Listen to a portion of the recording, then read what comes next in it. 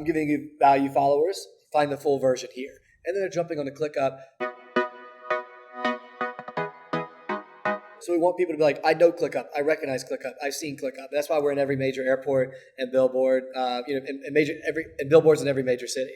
The cool thing is that we kind of negotiated during COVID and got really good rates during that. So you will see that we've really hit our brand awareness play. It's a good time you asked me about this because we've mastered the first part. It's kind of ambiguous, right? It just has two bold statements. One app to replace them all, or save a day a week. Two very strong statements, right? But you don't exactly know what we do. And some people hate on us for that, but they still go Google us, and that's what we want. But now, exactly. What you'll see now, Gary, is the fun stuff. We're going to get back into Gorilla, back into community and events, because now it's time to tell our story. People are seeing who we are, so we're going to scale a little bit of that back and put it into more like I'm doing a huge event with Shopify coming up, right? We want to do cool events where people can come meet us, see ClickUp, things like that. We want to start hosting events for agencies. My goal is to break everything down by niche and then start building communities in each. So this is why I'm glad I'm doing this podcast and getting to know you. I want to know the thought leaders in the agency space. I want to know the thought leaders in the development space, the marketing space, and grow that way.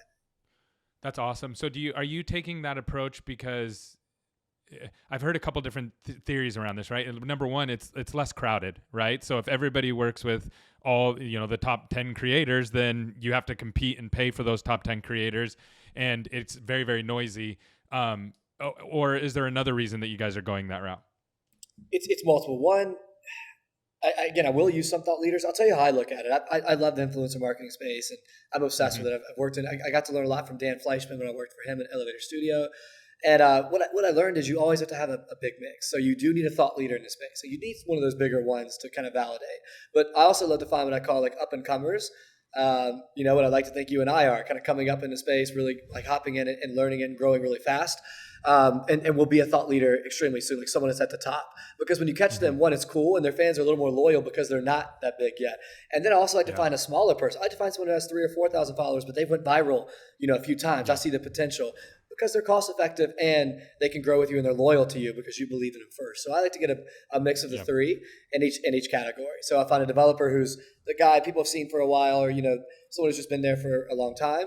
A Cody Sanchez, she kills it. Someone who's just really nailing it in their space.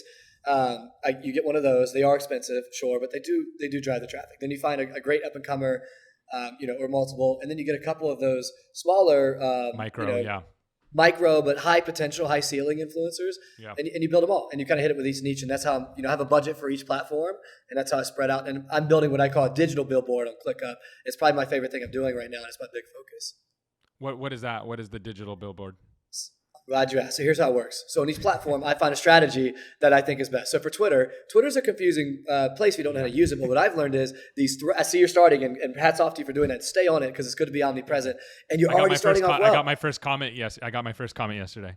And I'm glad you showed it that way because it made me want to go check out your Twitter. I checked it out before we hopped on this call. So good job. Your thread was good. And here's the thing I'm learning. I'm just starting it too, man. I'm just starting back. I used to have a Twitter following in the day, and honestly, I went off it for like 3 years. But Twitter, you build threads. So what I do is I find someone like you and say, Gary, you know this space so well. Write a thread and just add value to the world. Just say, this is how I built this agency. This is how I grew so fast. I'm going to give back to you. And then what I ask you to do is to write that thread, but then put the full thread in a ClickUp doc. I don't ask you to say anything about ClickUp. I don't ask you to promote ClickUp. I ask you to say, hey, I'm giving you value followers. Find the full version here.